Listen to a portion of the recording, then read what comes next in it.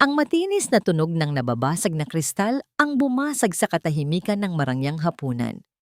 Kasunod nito, ang malamig at matalas na boses ni Doña Esmeralda Villarreal. Magnanakaw! Nanlamig ang buong katawan ni Elena. Tila huminto ang pagtibok ng kanyang puso at hindi niya maramdaman ang sariling paghinga. Ang lahat ng mga mata sa silid, mga kaibigan, mga kasosyo sa negosyo, mga kamag-anak, ay nakatutok sa kanya, puno ng paghuhusga, pagtataka, at ang ilan ay may halong kasiyahan. Nakatayo ang biyenan niya, si Doña Esmeralda, sa gitna ng sala. Ang kanyang mukha ay inababalutan ng galit. Ang daliri niya ay nakaturo ng diretso kay Elena. Paano mo nagawa ito sa amin? Matapos ka naming kupkupin, bigyan ng apelido at ituring na pamilya. Ito ang isusukli mo? Pagnanakawan mo kami? Hindi po. Hindi ko po alam ang sinasabi ninyo, ma'am. Halos pabulong na sabi ni Elena. Nanginginig ang kanyang mga labi. Ang bawat salita ay parang mga bubog na sumusugat sa kanyang lalamunan. Tumawa ng mapakla si Sofia, ang hipag niya, na lumapit sa tabi ng ina nito. May pagkadrama ang kanyang mga mata habang hawak ang isang walang lamang kahon ng alahas. Mama, nakita ko po siya kanina. Malapit sa kwarto ninyo. Akala ko po ay may kukunin lang siya para sa party. Hindi ko akalain. Humikbi ito, ngunit alam ni Elena na peke ang mga luha nito. Ate Elena, bakit mo ginawa ato? Ang kwintas na yan ang pinakamahalagang pamana ni Lola. Gumuho ang mundo ni Elena. Ang kwintas, ang antigong kwintas na may diamante na ipinagmamalaki ng mga Villarreal. Iyon ang isinuot niya kanina, sa utos mismo ni Doña Esmeralda, para daw magmukha siyang karapat-dapat sa party. Hinawakan niya ang kanyang leeg. Wala na ron ang kwintas. Wala sa akin. Ipinatanggal niyo po sa akin iyon kanina, bago magsimula ang handaan. Desperadong katwiran ni Elena, ang kanyang mga mata, ay naghahanap ng isang taong kakampi sa kanya. Isang tao lang. Ang asawa niya. Natagpuan ng kanyang mga mata si Roberto, nakatayo sa isang sulok, hawak ang isang baso ng alak. Nagtama ang kanilang mga paningin. Sa mga mata ni Elena, naroon ang pagmamakaawa. Isang tahimik na pagsusumamo na ipagtanggol siya na sabihin ang katotohanan.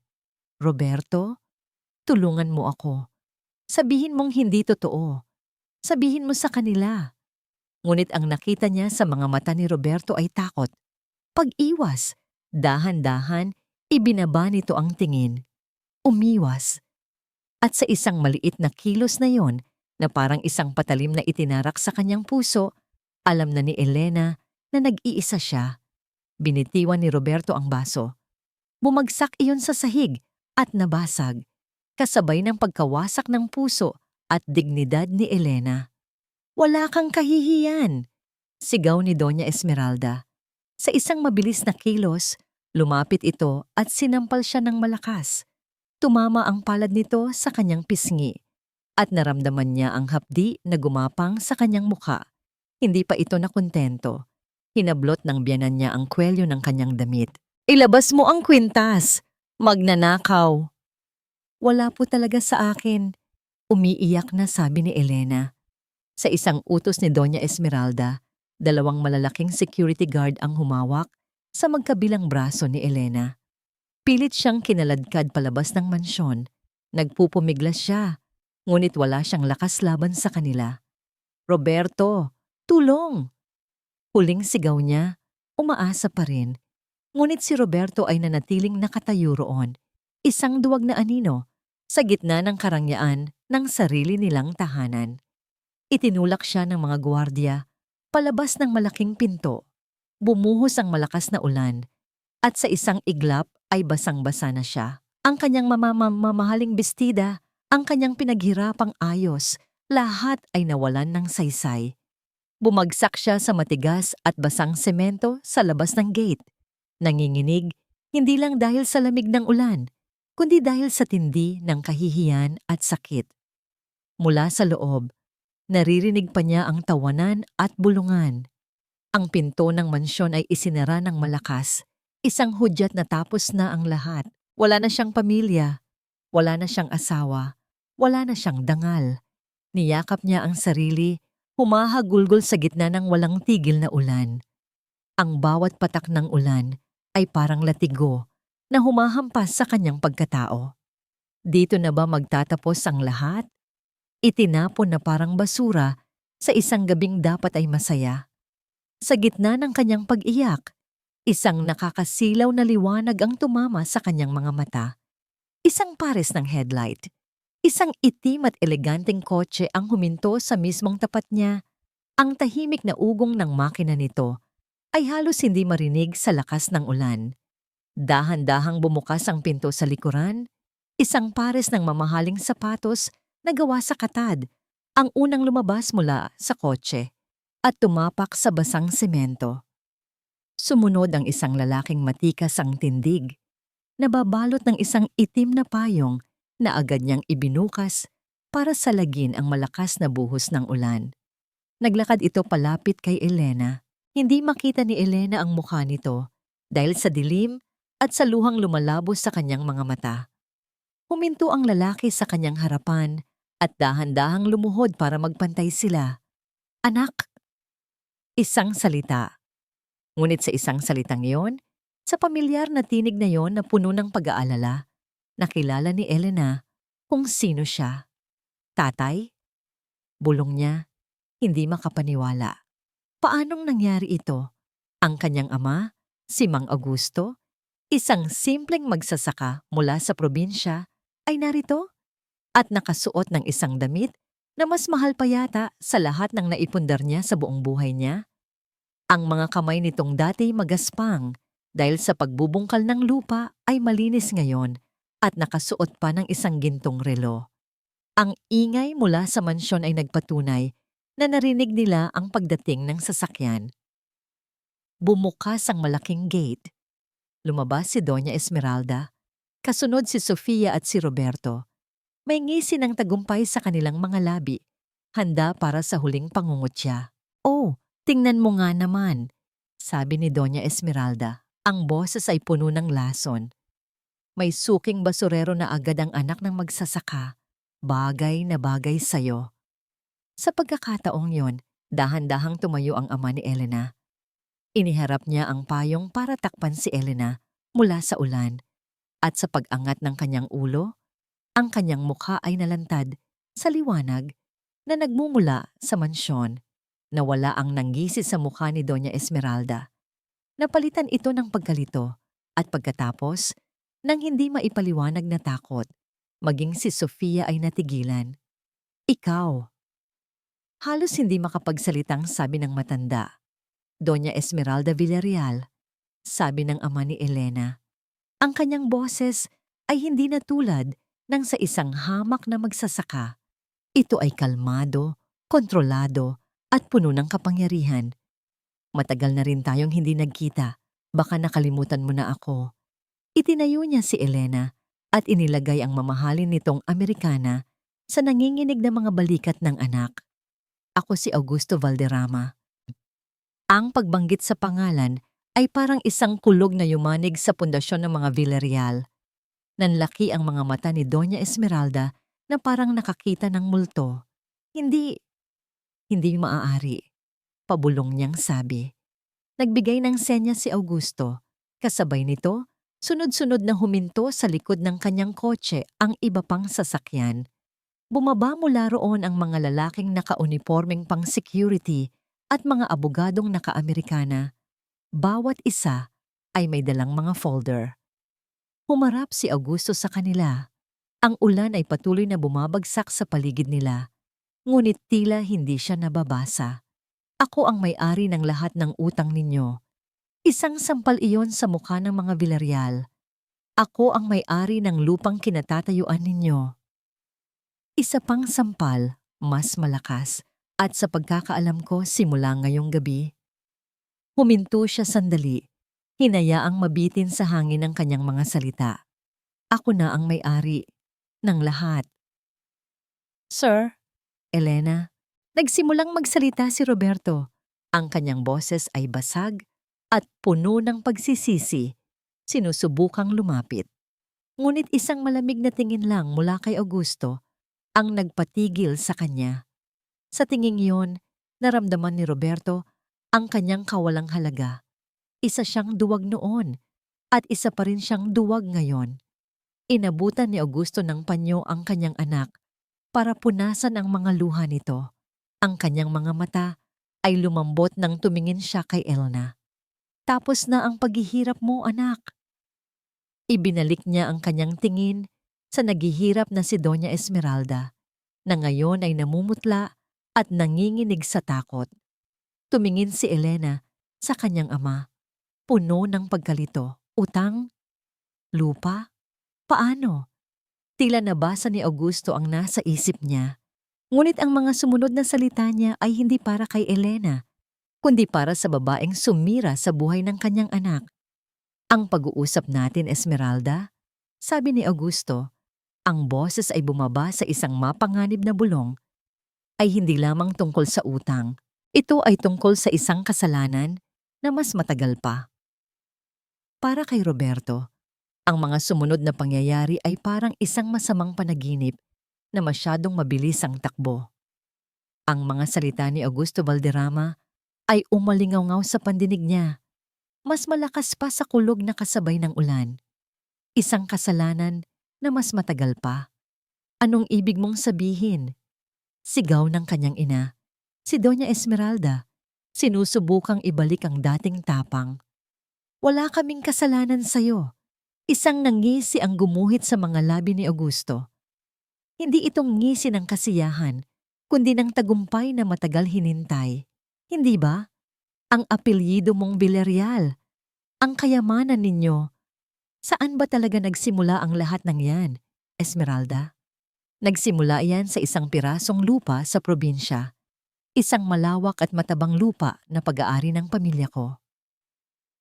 Isang abogado mula sa grupo ni Augusto ang lumapit at nag-abot ng isang folder kay Doña Esmeralda. Lahat ng ebidensya ay naririto, mga dokumento, mga testimonya. Isang kaso ng panlilinlang na ginawa ng iyong ama laban sa aking lolo halos 50 taon na ang nakalilipas. Inagaw ninyo ang aming lupa, ang aming simula. Binuklat ni Doña Esmeralda ang mga dokumento. Ang kanyang mga kamay ay nanginginig ng husto. Ang bawat pahina ay isang patunay sa madilim na sikretong itinago ng kanilang pamilya sa loob ng maraming dekada.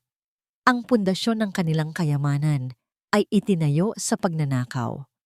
Kasama sa kasunduan ng lahat ng pautang na kinuha ninyo sa bangko, mga pautang na ako na ang may-ari ngayon ay isang clause.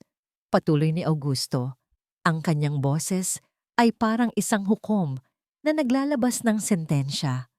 Kapag napatunayan ng anumang uri ng pandaraya sa kasaysayan ng inyong pamilya, lahat ng inyong ari-arian ay agarang mapapasakamay ng nagpapautang.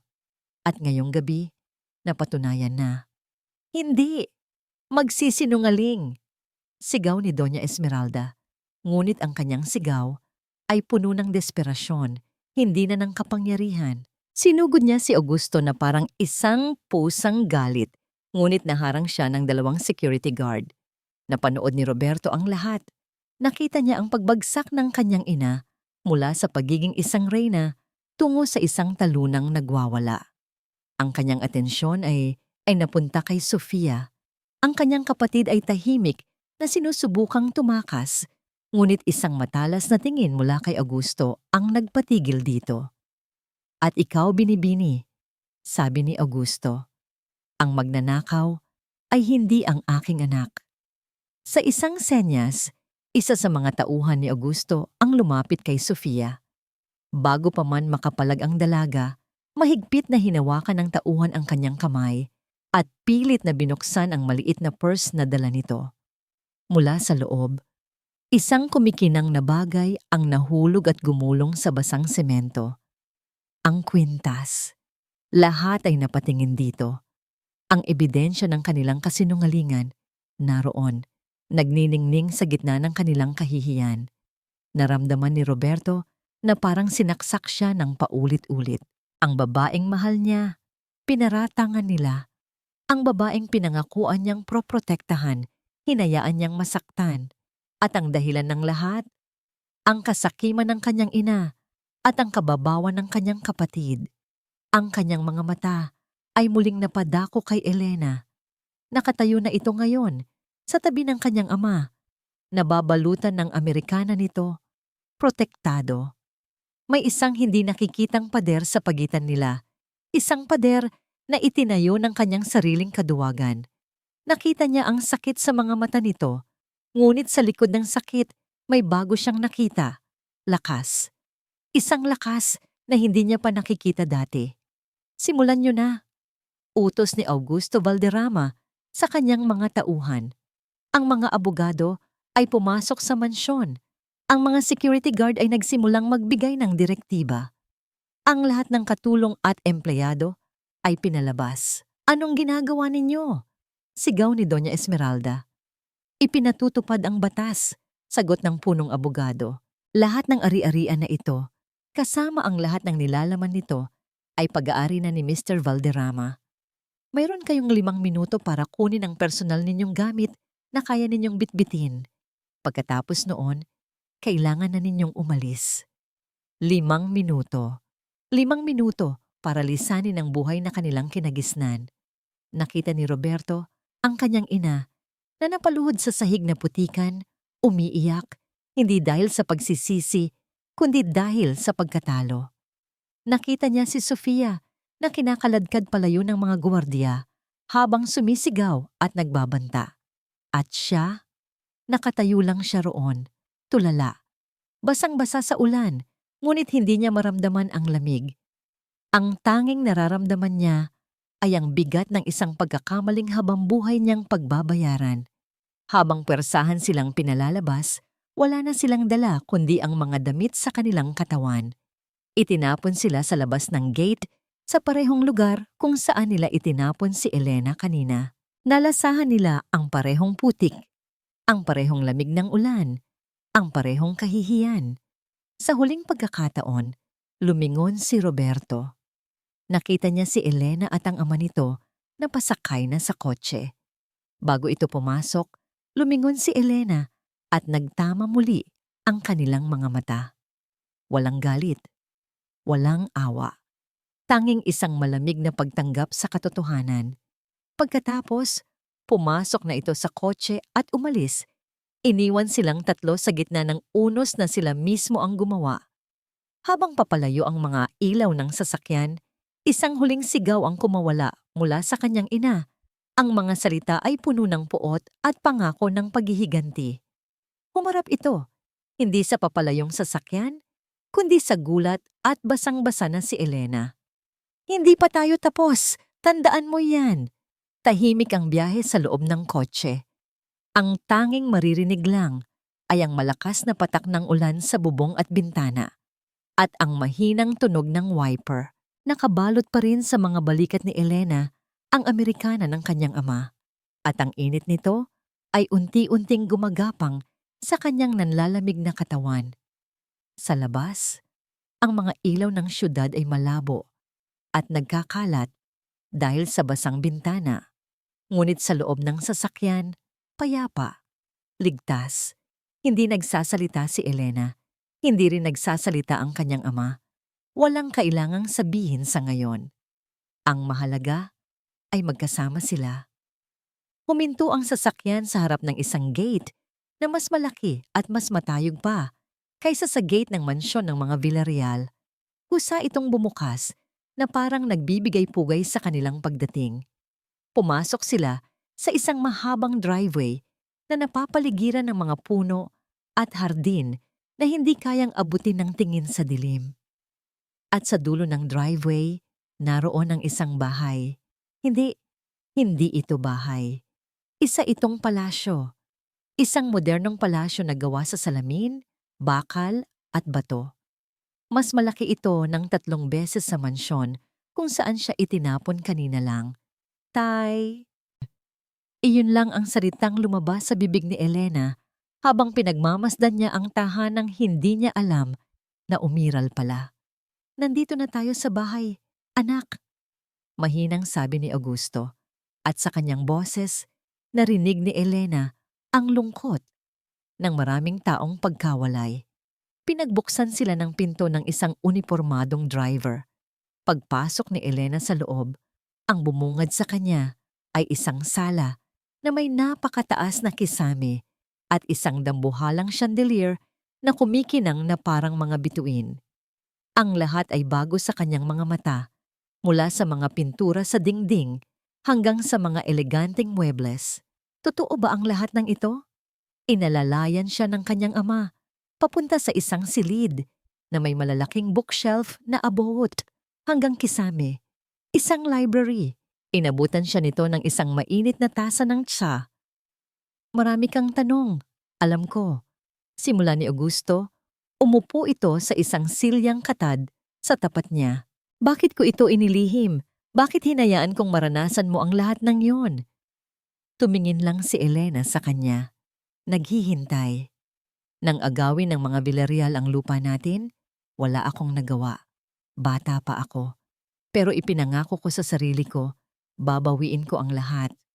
Nagtrabaho ako, nagsikap, pinalago ang maliit na natira sa atin. Pero habang lumalaki ang yaman ko, lumalaki rin ang panganib. Ayokong madamay ka, anak. Kaya itinago kita sa probinsya. Itinago ko ang lahat ng ito para sa kaligtasan mo. May pumatak na luha mula sa mata ni Elena. Pero tay, ang sakit po. Alam ko. Tumayo si Augusto at niyakap ang kanyang anak. At iyan ang pagsisisi na dadalhin ko habang buhay. Patawarin mo ako kung nahuli ako ng dating. Ngunit nang makita kitang umiiyak sa gitna ng ulan kanina, alam kong tapos na ang paghihintay. Panahon na para bumalik ang hari sa kanyang kaharian at ang prinsesa sa kanyang palasyo. Nang gabing iyon, natulog si Elena sa isang silid na mas malaki pa sa dating sala nila ni Roberto. Ang kama ay malambot, ang kumot ay mabango. Ngunit ang kanyang pagtulog ay binulabog ng isang masamang panaginip.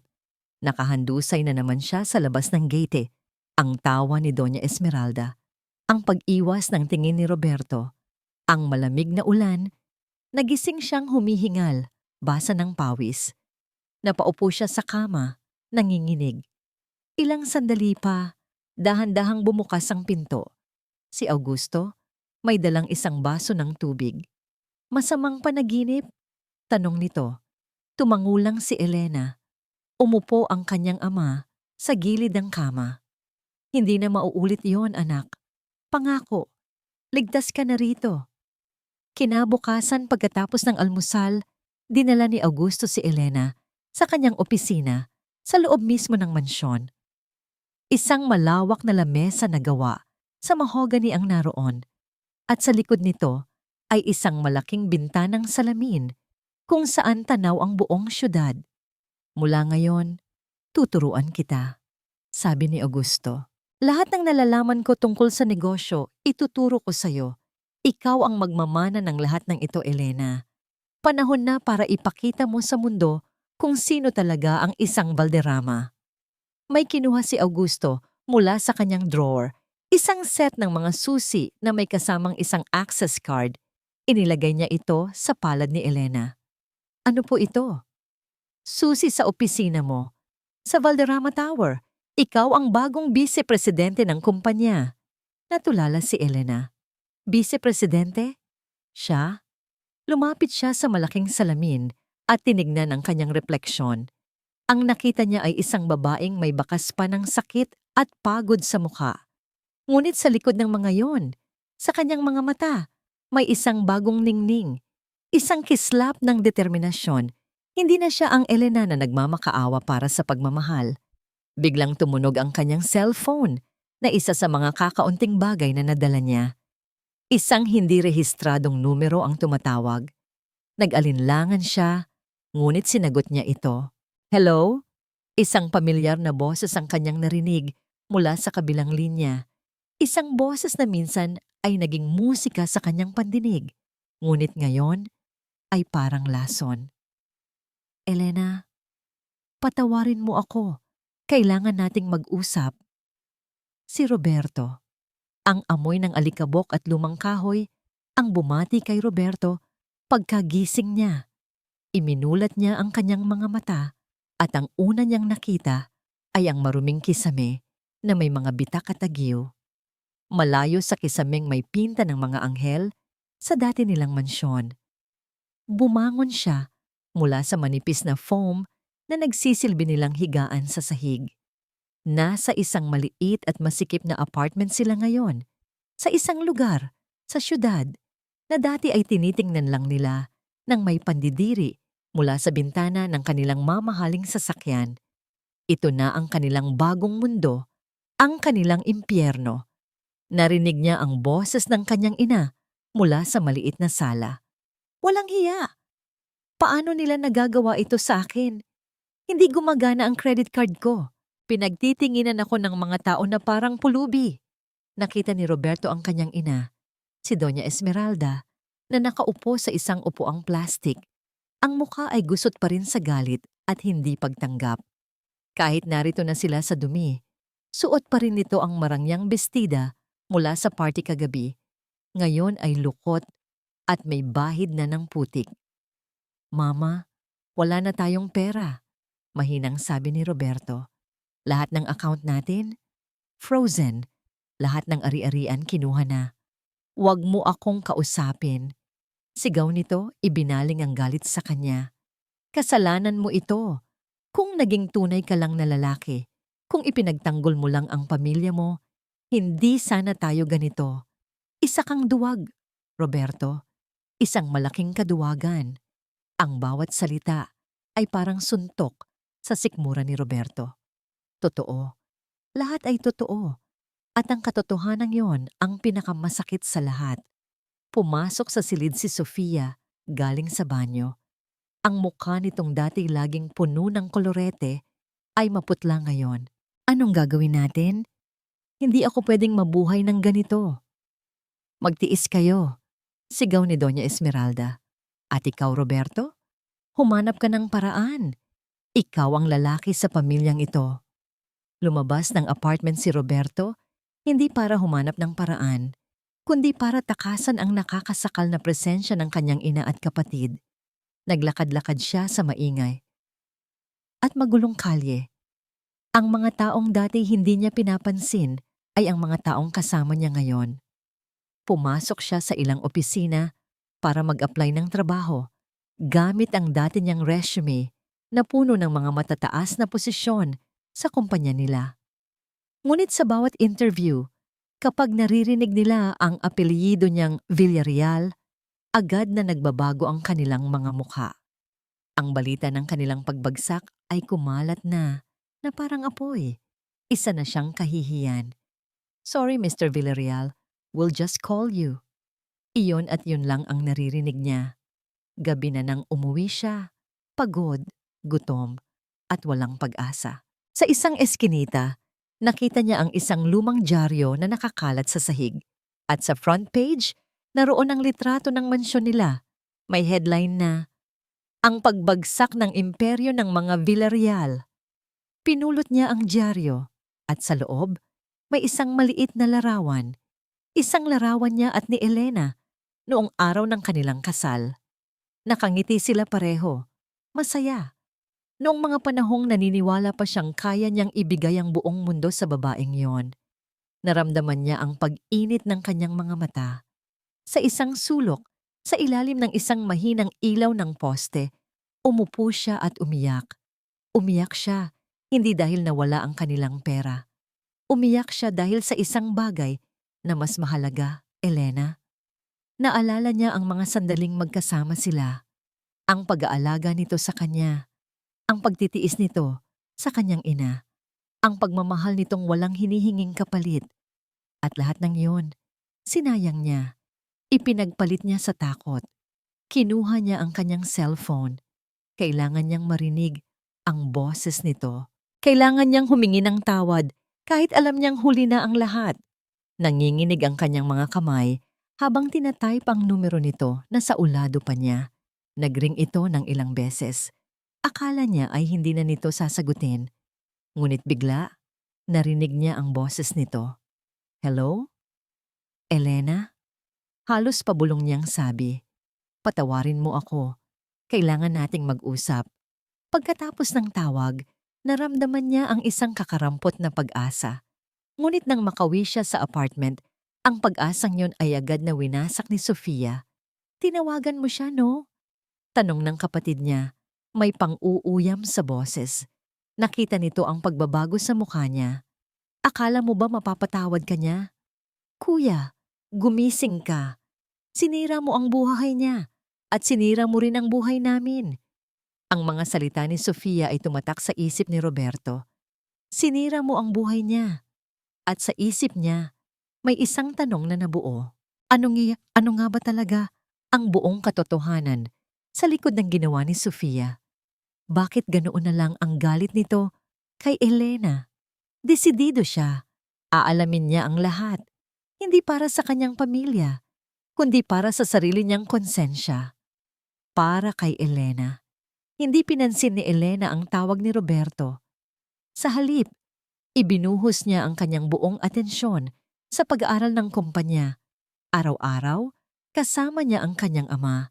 Tinuturuan siya nito sa bawat sulok ng kanilang imperyo, mula sa real estate, construction, hanggang sa mga international investment.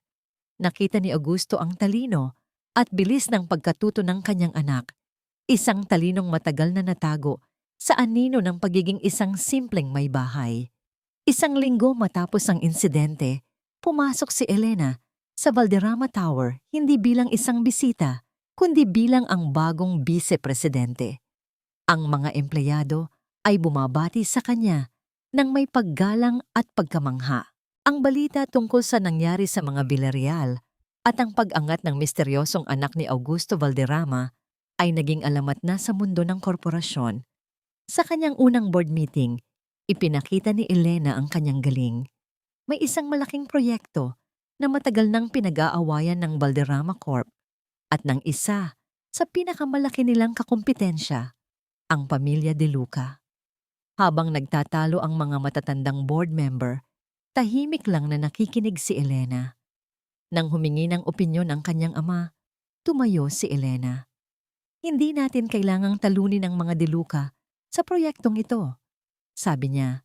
Ang kanyang boses ay kalmado ngunit puno ng kumpiyansa.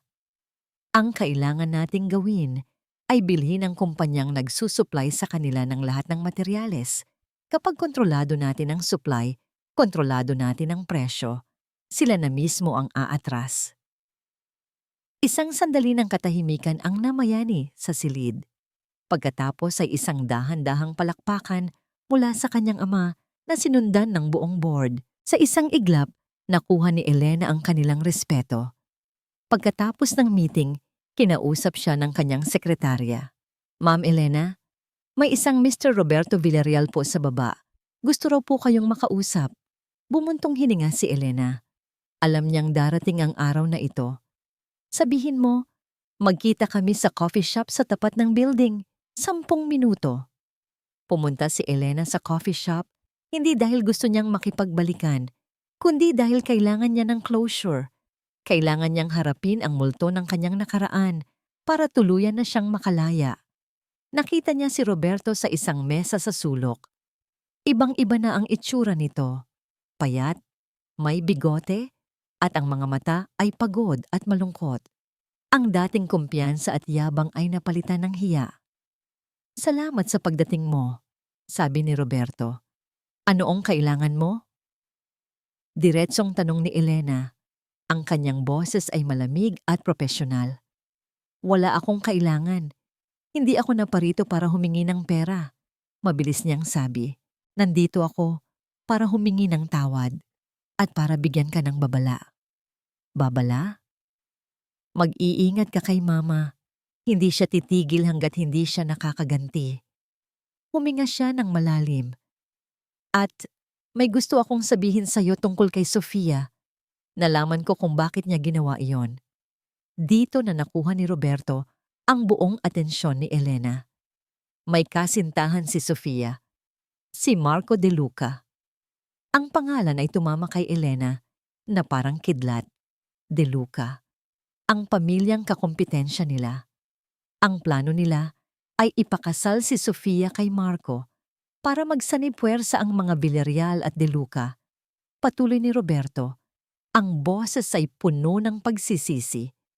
Pero hadlang ka. Kailangan ka nilang tanggalin sa picture para makapag-divorce tayo at maging malinis ang lahat. Kaya nila ginawa ang lahat ng yon. Ang pagnanakaw, iyon ay isang planadong palabas. Isang malaking twist. Hindi lang pala ito dahil sa inggit o galit. Isa itong kalkuladong masamang balak.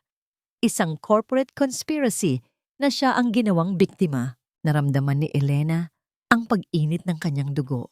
Ang galit. Salamat sa impormasyon, sabi ni Elena. Tumayo na siya. Elena, sandali. Pigil ni Roberto, hinawakan ang kanyang braso. Patawarin mo ako. Alam kong duwag ako. Alam kong sinaktan kita. Hinawi ni Elena ang kamay nito. Ang kapatawaran, Roberto, ay hindi hinihingi. Pinagsisikapan ito. Tinalikuran niya ito, ngunit bago siya tuluyang umalis, humarap siyang muli. At ang pagsisikap mo, magsimula ka sa pag-amin sa sarili mo kung anong klaseng tao ka talaga. Iniwan niyang tulala si Roberto. Bumalik si Elena sa kanyang opisina. Ang isip ay nagliliyab. Ang impormasyong bigay ni Roberto ay ang huling piraso ng puzzle na kailangan niya. Umupo siya sa kanyang silya at tinignan ang organizational chart ng mga kumpanya sa kanyang computer. Nakita niya roon ang pangalan, De Luca Holdings. Tinawag niya ang kanyang sekretarya. Gusto kong malaman ang lahat tungkol sa pamilyang De Luca, ang kanilang mga negosyo, ang kanilang mga utang, ang kanilang mga kahinaan. Lahat. Isang ngiti ang gumuhit sa mga labi ni Elena. Isang ngiting mapanganib. Hindi na ito tungkol sa paghihiganti. Ito ay tungkol sa kapangyarihan. Ang mga salita ni Elena, ang kapatawaran ay pinagsisikapan, ay paulit-ulit na tumatakbo sa isip ni Roberto na parang sirang plaka. Habang naglalakad siya palayo sa coffee shop, ramdam niya ang bigat ng bawat hakbang. Sa kauna-unahang pagkakataon sa buhay niya, alam niya kung ano ang kailangan niyang gawin. Hindi na siya maaaring maging anino lamang ng kanyang ina o isang duwag na nagtatago sa likod ng kanilang kayamanan. Kailangan niyang patunayan, hindi lang kay Elena, kundi sa sarili niya, na mayroon siyang kakayahang itama ang kanyang mga pagkakamali. Ang unang hakbang, kailangan niya ng konkretong ebidensya. Ang salita niya laban kay Sofia ay walang bigat. Kailangan niya ng pruweba na hindi matatawaran. Kinagabihan, habang mahimbing na natutulog ang kanyang ina at kapatid sa kanilang masikip na apartment, dahan-dahan siyang pumasok sa espasyo kung saan natutulog si Sofia. Ang kanyang dating walk-in closet na mas malaki pa sa buong apartment na ito ay napalitan ng isang munting sulok na may ilang damit na nakasampay. Naghalongkat siya. Sa ilalim ng mga damit, sa loob ng mga lumang bag, naghahanap siya ng kahit anong pahiwatig. At doon, sa isang maliit na kahon, nakita niya ang mga liham ng pag-ibig mula kay Marco De Luca. Sa mga sulat na yon, nakadetalye ang kanilang mga plano, ang pag-alis kay Elena, ang pagsasanib ng kanilang mga pamilya, ang kanilang mga pangarap na magkasama. Mayroon na siyang patunay, ngunit alam niyang hindi pa ito sapat. Kinabukasan, sinundan niya si Sofia. Alam niyang makikipagkita ito kay Marco. Nagpanggap siyang naghahanap ng trabaho at umalis ng bahay. Nag-abang siya sa labas at hindi nga siya nagkamali. Isang mamahaling sports car ang sumundo kay Sofia, hindi kalayuan sa kanilang apartment. Sumakay si Roberto sa isang taxi at pinasundan ng kotse. Huminto sila sa isang mamahaling hotel. Nagbayad siya sa taxi at pumasok sa lobby ng hotel. Nag-ingat na hindi siya makita. Umupo siya sa isang sulok, nagpanggap na may hinihintay. Ilang sandali pa, nakita niya si Sofia at Marco na masayang nag-uusap sa lounge. Inilabas ni Roberto ang kanyang cellphone at pasimpleng kinuhanan sila ng litrato. Patunay ng kanilang relasyon. Pero kailangan niya ng higit pa. Kailangan niyang marinig mula mismo sa bibig ni Sofia ang pag-amin nito. Kinagabihan, kinumpronta niya ang kapatid sa apartment. Nakita ko kayo ni Marco De Luca kanina. Simula ni Roberto, kalmado ang boses. Tumawa lang si Sofia. So, ano ngayon? At least ako, may paraan pa para makaahon sa hirap. Ikaw? Isang talunan na umaasa pa ring patatawarin ng ex-wife mo. Bakit mo ginawa yon kay Elena, Sofia? Tanong ni Roberto. Tinitigan ng kapatid sa mga mata. Dahil lang sa pera? Sa kapangyarihan? Hindi mo maiintindihan, kuya. Sagot ni Sofia, tumaas na ang boses. Si Elena, isa siyang pagkakamali. Isang dumi sa pangalan ng pamilya natin. Ginawa ko lang kung ano ang nararapat para iligtas ang pamilya natin. Oo, plinano ko ang lahat. Ang pagnanakaw, ang pagpapalayas sa kanya. At dapat lang sa kanya yon. Ang hindi alam ni Sofia, habang nagsasalita siya, ang cellphone ni Roberto ay nasa loob ng bulsa ng kanyang polo. Naka-activate ang voice recorder. Pagkatapos ng kanilang pag-uusap, pumasok si Roberto sa banyo at pinakinggan ang recording. Malinaw. Bawat salita ng pag-amin ni Sofia ay naroon. May ebidensya na siya. Mga sulat, litrato, at ngayon, isang pag-amin. Kinabukasan, pumunta siya sa Valderrama Tower. Maghapon siyang nag-abang sa labas, hawak ang cellphone na naglalaman ng katotohanan. Ngunit sa tuwing akma na siyang papasok, pinanghihinaan siya ng loob. Ito ang kanyang kapatid. Ang pagsisiwalat niya sa katotohanan ay tuluyang wawasak sa kung anuman ang natitira sa kanilang pamilya. Gabi na, umuwi siyang muli na bigo. Pagod siyang umupo sa sala, ang isip ay gulong-gulo.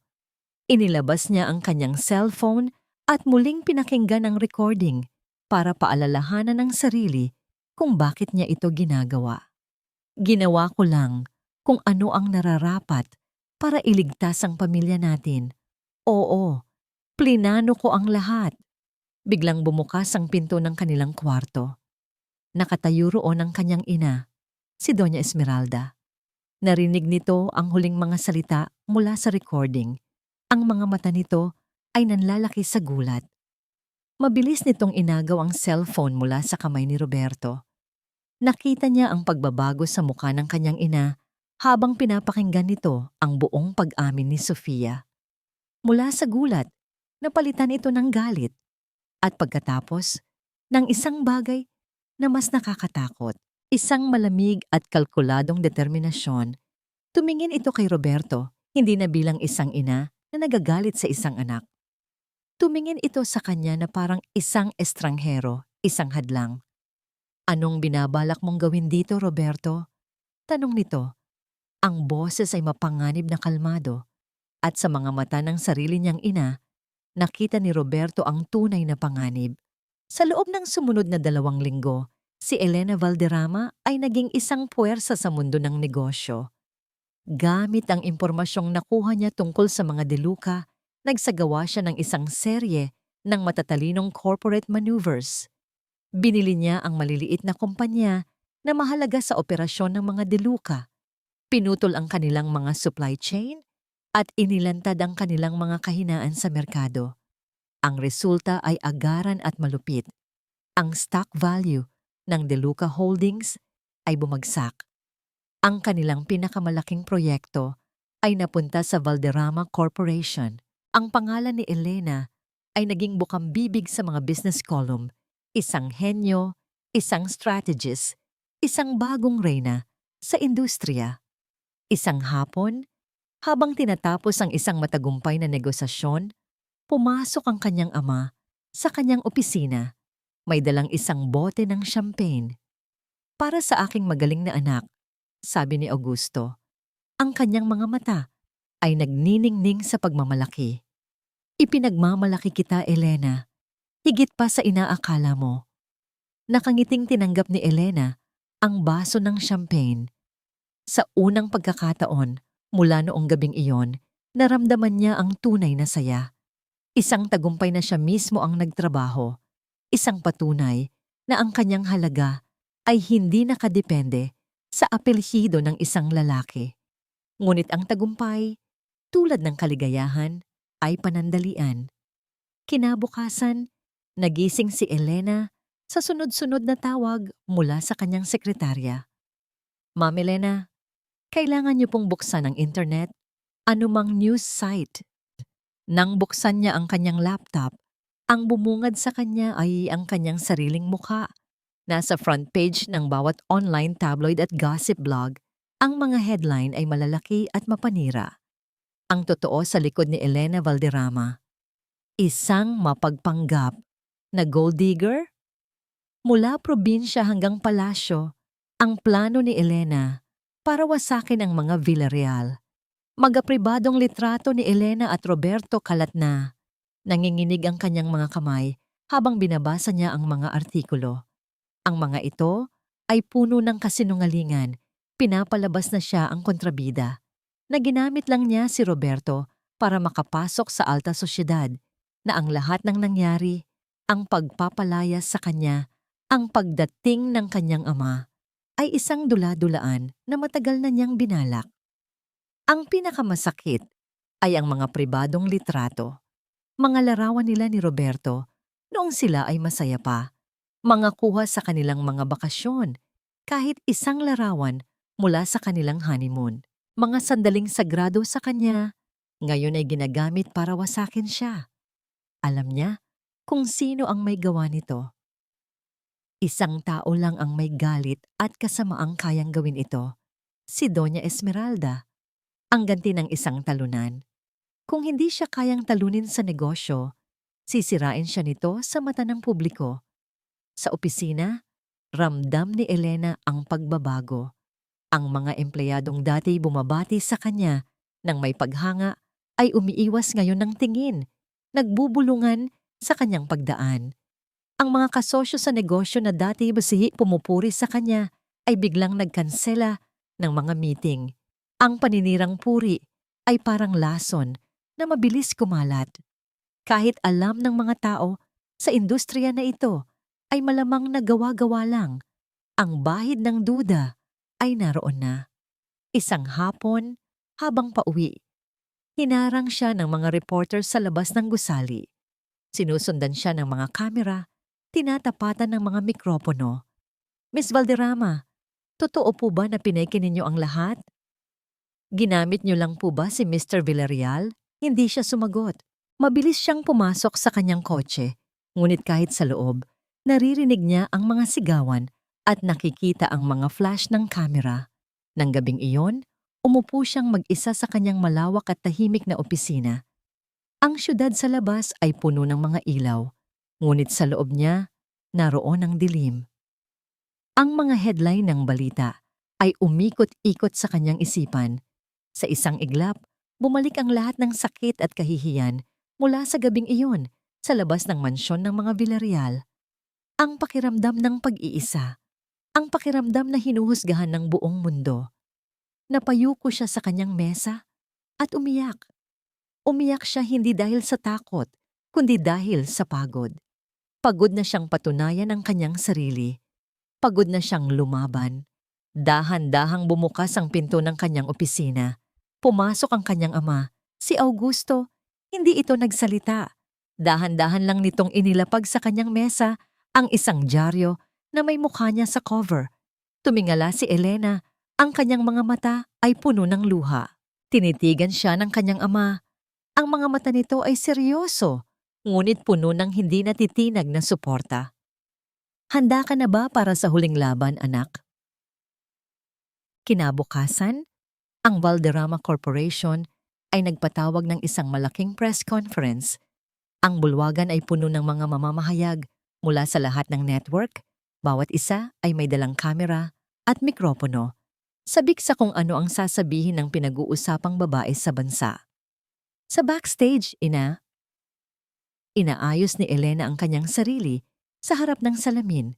Suot niya ang isang simpleng puting bestida, isang simbolo ng katotohanan at kalinisan. Huminga siya ng malalim, pinapakalma ang kumakabang dibdib. Lumapit sa kanya ang kanyang ama. "Kaya mo yan," sabi nito. Hinawakan ang kanyang balikat. "Ano man ang mangyari, narito lang ako." Tumango si Elena. Naglakad siya papalabas sa entablado, sinalubong ng nakakasilaw na flash ng daan-daang kamera. Umupo siya sa gitna ng isang mahabang mesa.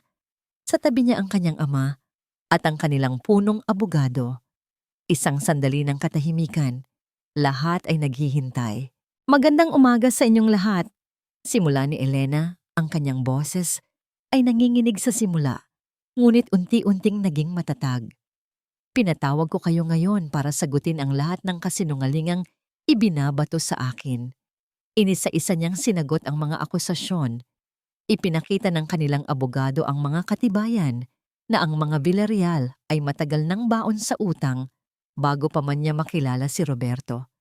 Ipinakita niya kung paanong ang lahat ng ginawa niya sa kumpanya ay resulta ng kanyang sariling talino at pagsisikap.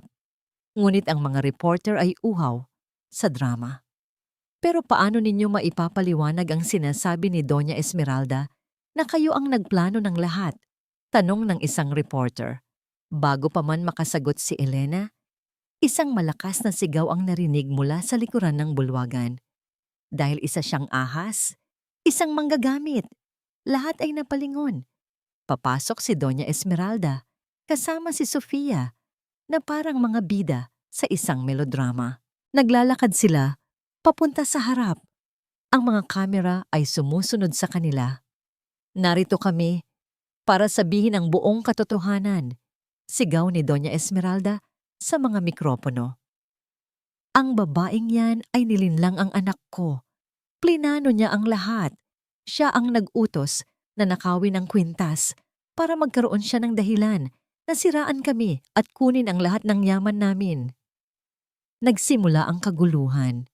Ang mga reporter ay nagsisigawan, nagtatanong. Si Sofia ay umiiyak, nagkukunwaring isang inosenteng biktima. Nakatayo lang si Elena sa entablado. Pinapanood ang palabas nila. Hindi na siya natatakot. Naaawa siya. At sa gitna ng kaguluhan, isang tao ang dahan-dahang umakyat sa entablado mula sa gilid. Si Roberto. Natigilan ng lahat, pati na si Doña Esmeralda at Sofia. "Roberto, anak, sabihin mo sa kanila ang totoo." Utos ng kanyang ina. Ngunit hindi sa ina niya tumingin si Roberto. Tumingin siya sa mga mata ni Elena. At sa mga matang iyon, nakita ni Elena ang isang bagay na matagal na niyang hinahanap, pagsisisi at tapang. Kinuha ni Roberto ang isang mikropono.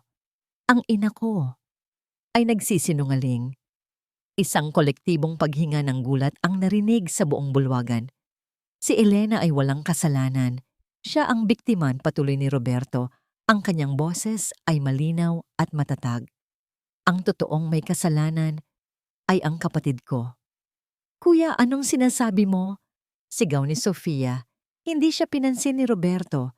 Kinuha nito ang kanyang cellphone at ikinonekta sa sound system ng bulwagan.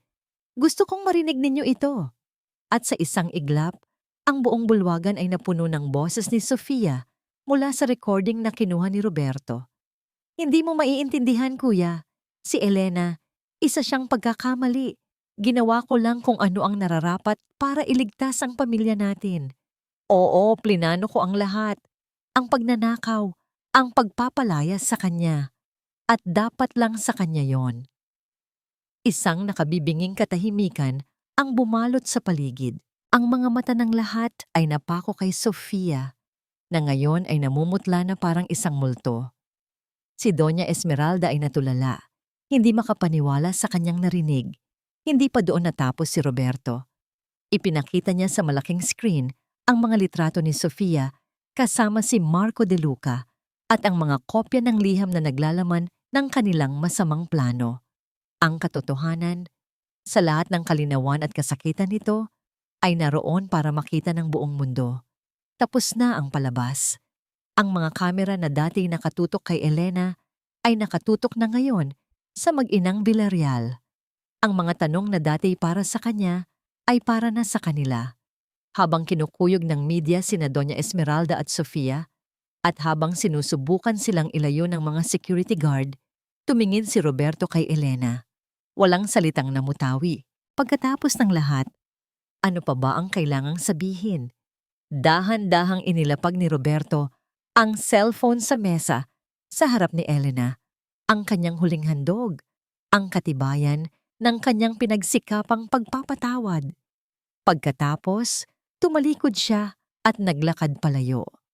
Walang lingon-likod, tinahak niya ang daan papalabas ng bulwagan at nawala sa gitna ng nagkakagulong mga tao. Ang press conference ay nag-iwan ng isang malaking alon na yumanig sa buong alta sosyedad at mundo ng negosyo. Sa isang iglap, ang pangalan ni Elena Valderrama ay nalinis. Ang mga dating mapanghusgang headline ay napalitan ng mga salita ng paghanga at suporta. Siya ay naging simbolo ng katatagan at katotohanan. Sa mga sumunod na araw, umupo si Elena sa kanyang opisina at pinanood ang paggulong ng mga pangyayari. Ang pamilya De Luca ay agad na naglabas ng pahayag. Itinatanggi ang kanilang kaugnayan kay Sofia at sa plano nito, si Sofia Villarreal ay nahaharap sa kasong perjury at paninirang puri. Si Doña Esmeralda naman ay tuluyan ng naglaho sa mata ng publiko. Dala ang kahihiyang habambuhay niyang papasanin. Naramdaman ni Elena ang isang malaking bigat na nawala sa kanyang dibdib. Tapos na. Ang laban ay tapos na. Isang gabi, habang nakatanaw siya sa mga ilaw ng syudad mula sa bintana ng kanyang opisina, pumasok ang kanyang ama. Kamusta ang pakiramdam ng isang reyna? Tanong ni Augusto, may ngiti sa labi. Ngumiti si Elena. Pakiramdam ko po. Malaya na ako. Ano ang susunod mong plano? Tanong ng kanyang ama. Ang mundo ay nasa iyong mga kamay, anak. Napaisip si Elena. Gusto ko pong gumawa ng isang bagay na may kabuluhan. Isang bagay na higit pa sa pera at kapangyarihan. Ngumiti si Augusto. Alam kong gagawin mo. Kinabukasan, may isang bagay siyang hinanap. Hindi ito negosyo o kontrata, isang tao.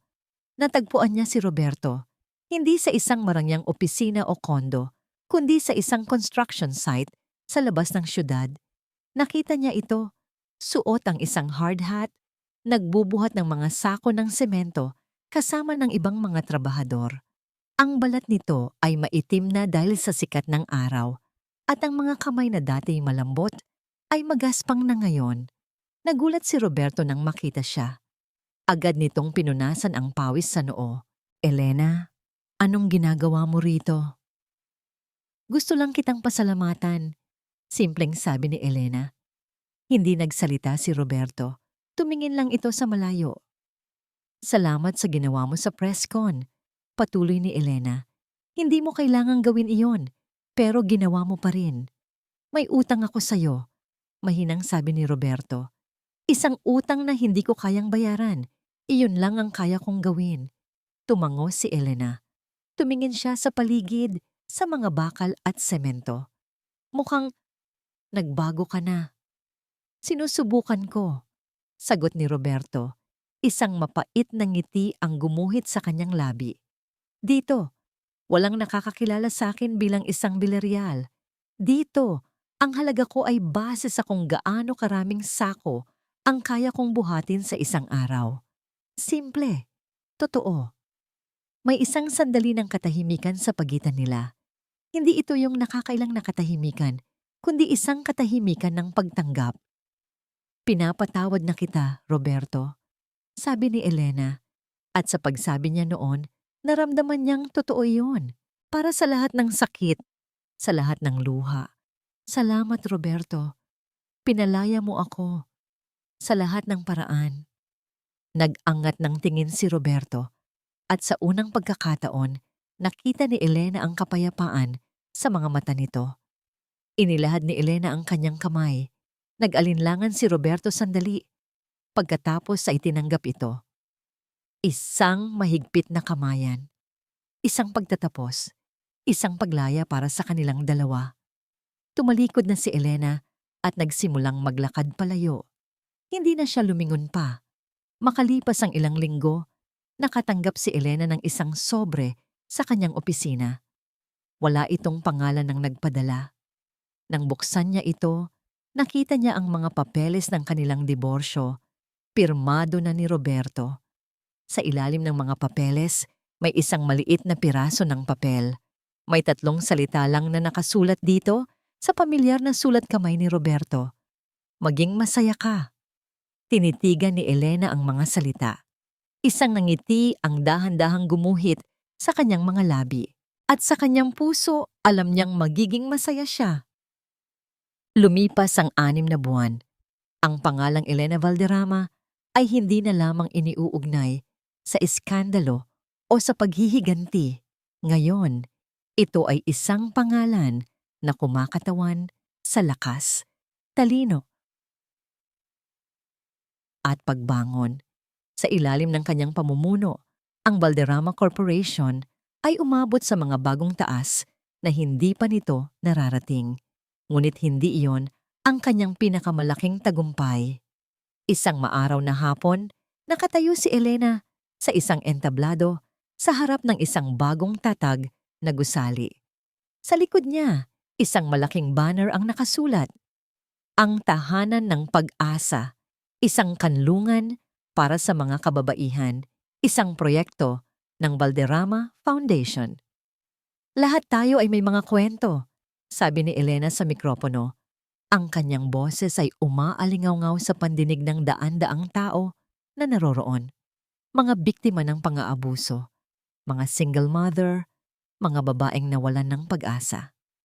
May mga kwentong puno ng sakit, ng pagkabigo, ng kahihiyan. Ang kwento ko ay hindi naiiba sa inyo. Naranasan kong itapon, yurakan, at mawalan ng dangal. Isang sandali ng katahimikan ang bumalot sa paligid habang ang kanyang mga salita ay tumatagos sa puso ng bawat nakikinig. Ngunit natutunan ko na ang ating mga kwento ay hindi nagtatapos sa pinakamadilim na kabanata. Tayo ang may hawak ng panulat. Tayo ang magsusulat ng ating sariling pagtatapos. Ipinagpatuloy niya, isang matatag na ngiti sa kanyang mga labi. Ang lugar na ito ay hindi lamang isang gusali. Ito ay isang simbolo. Isang simbolo na pagkatapos ng bawat bagyo, laging may sisikat na araw. Ito ang ating tahanan ng pag-asa. Isang masigabong palakpakan ang sumalubong sa kanyang mga huling salita. Bumaba siya ng entablado at sinalubong ng mga yakap at pasasalamat mula sa mga babaeng kanyang tinutulungan. Sa gitna nila, naramdaman ni Elena ang isang kasiyahan na hindi kayang tumbasan ng anumang deal sa negosyo o kita ng kumpanya. Sa di kalayuan, pinapanood siya ng kanyang ama, si Augusto. Ang mga mata nito ay puno ng luha ng pagmamalaki. Minsan, may mga balitang nakakarating sa kanya. Nakita raw si Roberto na namamahala sa isang maliit na hardware store sa probinsya, namumuhay ng simple at tahimik. Si Doña Esmeralda naman ay nabalitaang namumuhay mag-isa sa isang maliit na bahay, malayo sa syudad, dala ang bigat ng kanyang mga pagkakamali. Para kay Elena, sila ay mga multo na lamang ng isang nakaraang buhay.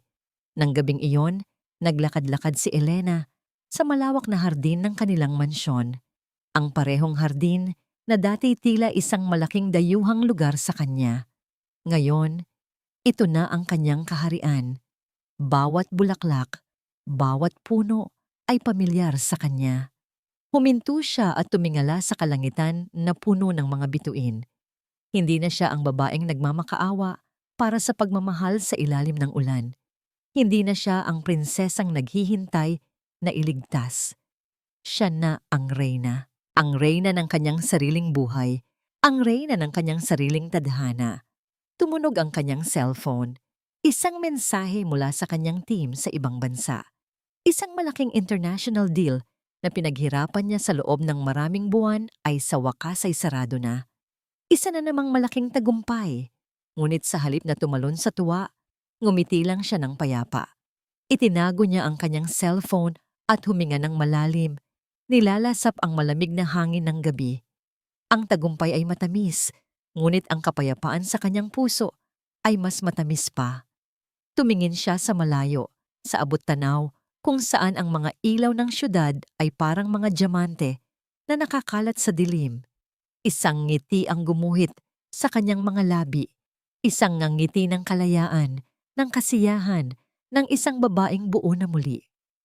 At sa pagkakataong yon, alam niyang handa na siya para sa anumang susunod na kabanata na ihahain sa kanya ng buhay.